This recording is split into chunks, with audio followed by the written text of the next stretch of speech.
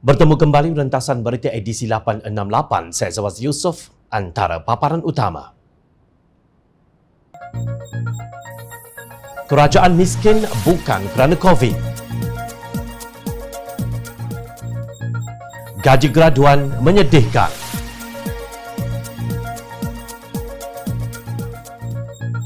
Malaysia terus diterajang pelabur. Berbohong bermaksud anda tiada integriti.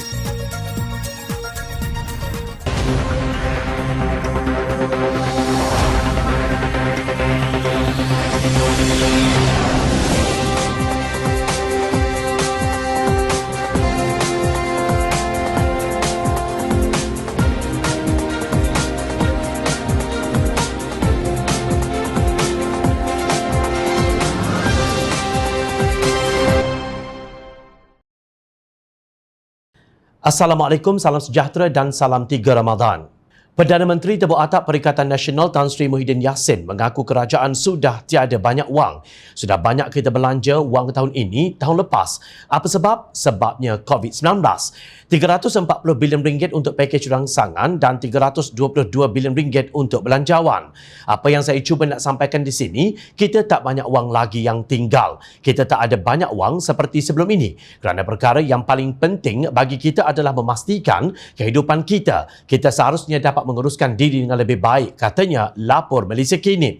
Pengakuan itu dibuat Muhyiddin ketika berucap kepada masyarakat Sing sempena sambutan perayaan Vaisakhi di Petaling Jaya, Selangor. Ada yang terkejut. Pada 9 Jun 2020, Menteri Keuangan, seorang ahli bank, Tengku Datuk Seri Zafrul Abdul Aziz dengan bangga berkata, Malaysia mempunyai ruang dan kemampuan keuangan untuk terus berangsang ekonomi dan memperkasakan rakyat jika sesuatu di luar jangkaan berlaku untuk tempoh akan datang. Beliau berkata demikian dalam wawancara dengan Berita Harian selepas Muhyiddin mengumumkan pelan Jana Semula Ekonomi Negara atau PENJANA bagi memenuhi keperluan fasa pemulihan dalam menangani cabaran pandemik COVID-19. Kata Tengku Zafrul, ruang fiskal untuk menangani COVID-19 masih ada jika ia berlarutan. Sebagai kerajaan yang bertanggungjawab, kita tentunya bersedia untuk perkara luar jangka. Dalam keadaan sebegitu, demi negara dan rakyat, melepasi sasaran angka defisit sudah tidak begitu penting. Paling utama untuk kerajaan sekarang adalah menyelamatkan negara dan rakyat. Kalau kita tidak mempertahankan rakyat dan perniagaan, maka sukar untuk ekonomi pulih dengan pantas, tegas beliau. Tengku Zafrul berkata kerajaan harus memikirkan penyelesaian di luar kotak kerana masalah pandemik COVID-19 tidak pernah dilihat sebelumnya. Katanya nisbah hutang dalam negeri daripada keluaran dalam negara kasar KDNK masih bawah 55%. Dengan penjana dan prihatin yang meningkat kepada antara 55 hingga 55.6%. Jadi ia masih dalam lingkungan kemampuan. Kalau kita melepasi had statutory 55%, kita akan bawa isu ini ke Parlimen untuk mendapatkan kelulusan, ujarnya. Dia berkata fokus kerajaan adalah memastikan untuk melindungi rakyat dan ekonomi dalam tempoh terdekat. Kalau kita tidak melindungi pekerja dan perniagaan adalah sukar untuk memulihkan ekonomi. Ia akan ambil masa lama untuk pulih jika tidak menyokong industri dan mereka tutup operasi sepenuhnya, dan pembukaan semula akan mengambil masa pemulihan akan menjadi perlahan, tegasnya. Kasihan sungguh kepada Menteri Keuangan. Beliau tertinggal keseorangan di luar kotak. Tengku Zafrul umpama individu yang menuang minyak ke dalam tangki kenderaan yang dipandu oleh seorang yang tidak kompeten bersama pembantunya yang juga tidak kompeten. Kini, belum setahun setelah menjadi Menteri Keuangan, bercakap dengan penuh yakin rakyat diberitahu oleh Perdana Menteri Kerajaan tidak ada banyak wang. Puncanya, tentu semua orang sudah tahu. Syarikat gergasi tidak nampak potensi Malaysia. Mereka lari ke negara jiran. Tesla, Amazon dan Google akan ke Indonesia. Kementerian Perdagangan Antarabangsa dan Industri MITI yang diterajui Datuk Seri Azmin Ali hanya terkedu. Ketika menjadi Menteri Hal Ehwal Ekonomi dalam Kerajaan Pakatan Harapan, beliau juga gagal memperbaiki KDNK. Paradoksnya, selepas menjadi menteri yang gagal menjaga ekonomi rakyat semasa dalam Pakatan Harapan, beliau merampas kuasa dan diangkat menjadi Menteri MITI. Sejak itu, adakah beliau berusaha untuk membuka peluang pekerjaan baru dan menarik pelabur datang ke Malaysia? Jawapannya sudah terpampang di hadapan mata. Kerajaan tidak ada wang bukan kerana COVID-19 tetapi kerana tidak kompeten. Walhasil balik asal, itu pasal tak hasil.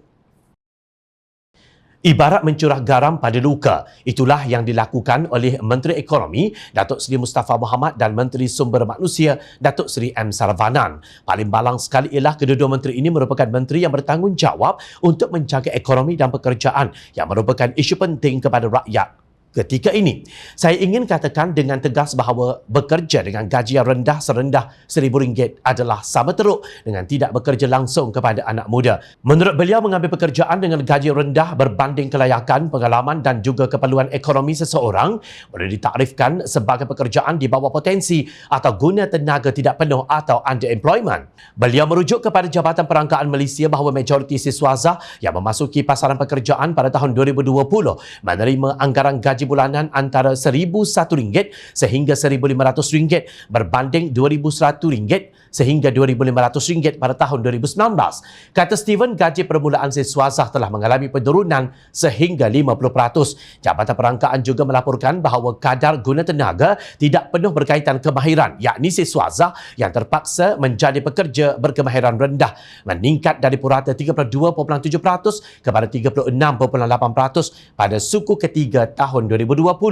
Semua ini bermaksud masalah guna tenaga tidak penuh sangat parah, terutama di kalangan anak muda, ujarnya. Steven berkata Menteri-Menteri Perikatan Nasional seakan-akan menafikan fakta bahawa kedua-dua pengangguran dan guna tenaga tidak penuh dianggap sebagai faktor negatif untuk ekonomi.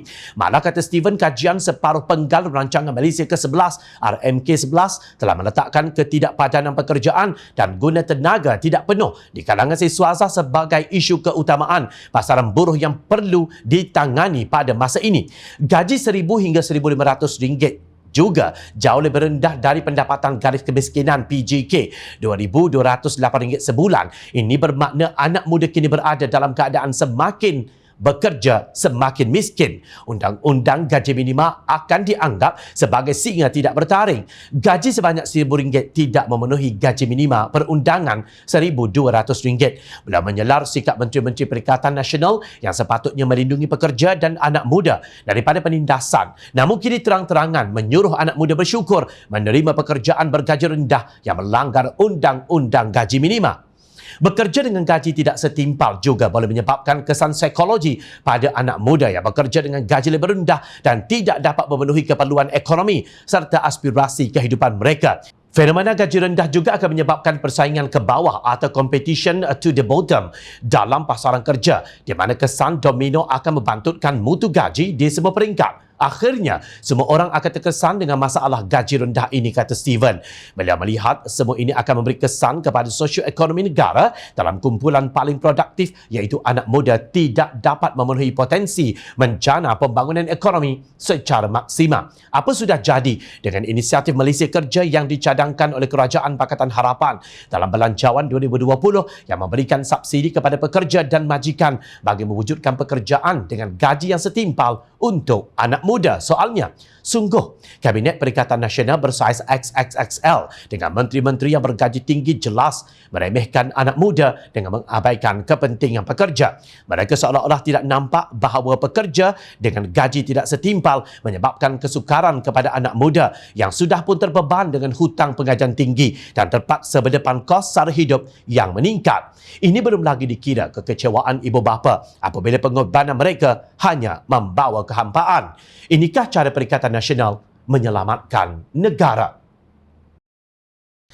Adakah hanya pelaburan sampah dan syarikat yang mencemarkan alam sekitar sahaja yang sanggup masuk ke Malaysia? Itulah hakikat yang enggan diterima oleh kerajaan Tebuk Atap yang masih ke hulu ke hilir mencanang kononnya ekonomi akan pulih. Namun, hampir setiap hari kita mendengar syarikat gergasi melencong dari Malaysia ke tempat lain. Inilah gejala kegagalan kerajaan pimpinan Tan Sri Muhyiddin Yassin dan gerombolannya dari segi ekonomi untuk menyelamatkan negara. Justru tidak heran apabila keupayaan kerajaan ini dalam usaha menarik pelabur asing dipersoalkan. Timbalan Presiden Amanah Datuk Seri Salahuddin Ayub mempersoalkan mengapa Kerajaan Perikatan Nasional sekali lagi gagal dalam menarik pelaburan asing ke dalam negara. Bila merujuk kepada pengumuman dari syarikat farmaseutical gergasi Perancis Sanofi yang dilapor akan melabur 400 juta euro bersamaan 1.98 bilion ringgit selama 5 tahun di Singapura. Selepas Google dan Facebook memilih Indonesia, sekarang syarikat multinasional yang lain memilih negara jiran berbanding kita. Apa kurangnya Malaysia? Soalnya dalam satu hantaran di Facebook.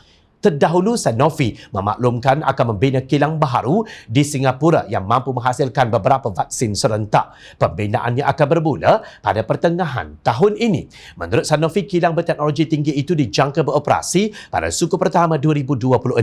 Kilang baharu itu akan memberi keupayaan kepada Sanofi untuk menghasilkan vaksin yang inovatif pada skala besar untuk Asia dan boleh bertindak balas dengan pantas terhadap risiko pandemik masa depan, kata syarikat berkenaan. Menurut Salahuddin, alasan COVID-19 tidak boleh diterima pakai dalam keadaan pelaburan ke Indonesia dan Vietnam terus meningkat. Ini kerana Indonesia dan Vietnam juga diserang dengan pandemik berkenaan. Beliau juga bertanya siapa sebenarnya yang selektif dalam memilih pelaburan terbaik. Mengapa kita gagal tarik pelaburan asing ini ke negara kita? Syarikat multinasional atau Malaysia yang selektif? Soalnya, dengan pengakuan Muhyiddin sendiri bahawa kerajaan sekarang sudah tidak banyak wang kerana perbelanjaan yang besar kepada COVID-19 menunjukkan keadaan kewangan negara semakin meruncing. Itu belum lagi tanggungan perbendaharaan terhadap kos operasi dan pentadbiran kabinet XXXL yang dibentuk demi mengambil hati anggota kudeta. 3 orang duta khas Perdana Menteri yang kononnya akan membantu untuk menarik pelabur asing ke Malaysia sedang buat apa? Menteri Kanan Datuk Seri Azmin Ali yang menerajui Kementerian Perdagangan Antarabangsa dan Industri pula didakwa gagal menarik pelabur. Senang cakap, Kerajaan Perikatan Nasional gagal dalam semua aspek sosioekonomi dan keselamatan negara. Noktah. Duta Khas Perdana Menteri ke Timur Tengah Datuk Seri Hadi Awang dilihat meneruskan mada berhelahnya tentang integriti di Facebook beliau. Tetapi kali ini nampaknya Hadi menghalakan senapangnya kepada pihak yang tidak menyenanginya. Bukan hanya Pakatan Harapan tetapi juga UMNO. Seperti biasa, tulisannya dihias dengan ayat-ayat suci Al-Quran untuk menunjukkan bahawa pandangannya itu bersandarkan Islam. Antara firman Allah yang dipetik Presiden PAS ialah ayat 28 dari surah Al-Kahfi. Dan bersabarlah kalian bersama-sama dengan orang-orang yang menyeru Tuhannya di pagi dan senja hari dengan mengharap keredaannya. Dan janganlah kedua-dua matamu berpaling daripada mereka kerana mengharapkan perhiasan dunia ini. Dan janganlah kalian mengikuti orang-orang yang hatinya telah kami lalaikan daripada mengingati kami serta menuruti hawa nafsunya dan adalah keadaannya itu melewati batas. Kata Hadi, ayat tersebut menjelaskan secara tegas bahawa perkembangan ekonomi yang pesat sehingga menjadi paling kaya dan paling maju dan mempunyai kuasa yang paling kuat dengan mencapai lebih daripada 2/3 majoriti yang diuak-uarkan. Semuanya tidak akan memberikan apa-apa makna sekiranya berlaku zalim, lemah integriti dan gagal menjadi insan yang bertakwa. Kebetulan dalam Perhimpunan Agung UMNO baru-baru ini, Presidennya Datuk Seri Zahid Hamidi menegaskan UMNO mahu kemenangan besar dan mengambil semua kerusi yang kini diduduki oleh Bersatu dan katak-kataknya.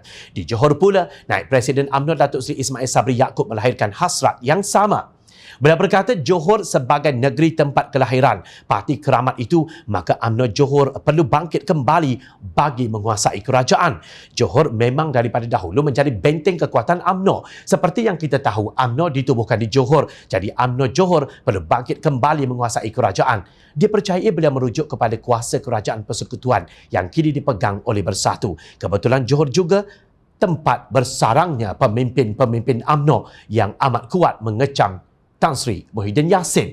Mereka termasuk Timbalan Pengerusi UMNO Johor Datuk Nur Jazlan Muhammad dan Ahli Majlis Tertinggi UMNO Datuk Dr. Puan Zarkasi dan Tan Sri Shahriz Samad.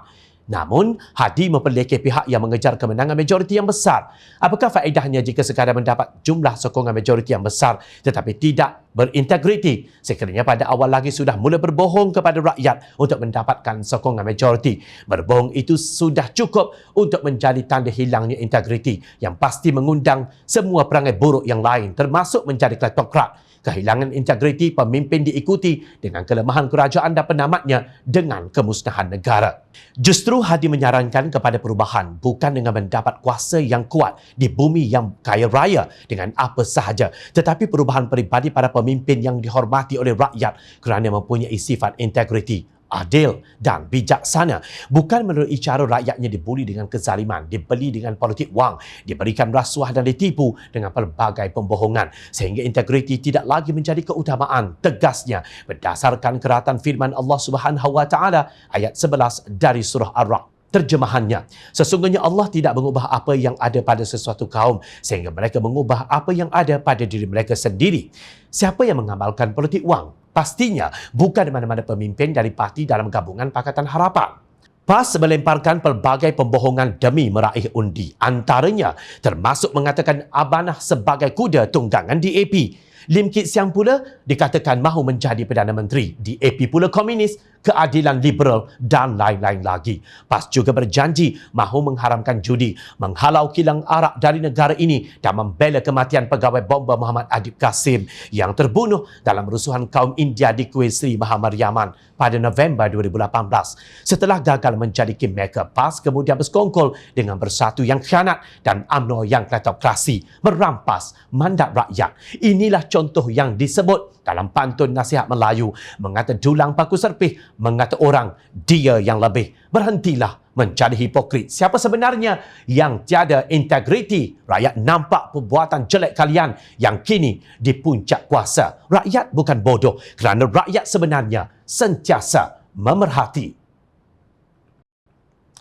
Teruskan bersama kami di Jom Channel dan layar reporter jomchannel.net untuk mendapatkan berita politik tanah air. Saya Zawaz Yusof. Terima kasih untuk perhatian yang anda berikan. Assalamualaikum, salam sejahtera. Selamat meneruskan ibadah puasa.